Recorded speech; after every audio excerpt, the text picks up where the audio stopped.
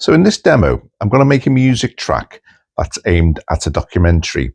Now, the documentary I've got in mind would be an emergency services documentary, maybe based in somewhere like Havana. And the idea is that we're going to use some really basic equipment in this production. So a standard mobile phone and some almost free software called Remix Live.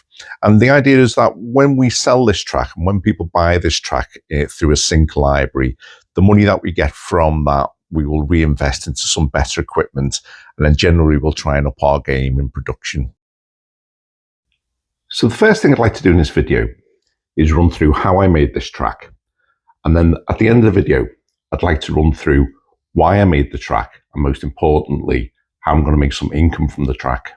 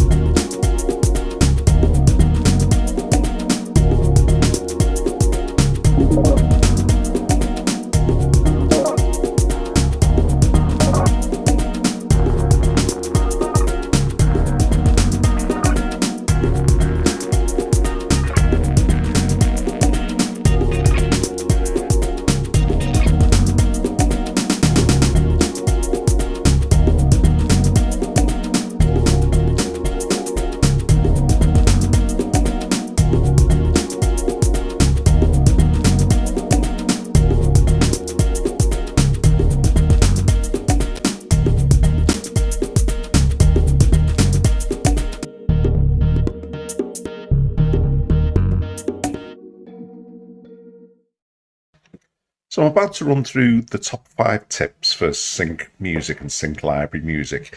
If you've already seen them, watch this video instead. So if you hadn't guessed already, what we're doing here is making sync music. Now this is very different than making music, say, for Spotify. If you're making your own music for Spotify, you may be looking to make 10, 12 tracks for an album to release on Spotify, where with Sync Music, we're looking to make generic music to support a video of some kind, and we're looking to make at least 200 tracks before we start to see any income, really.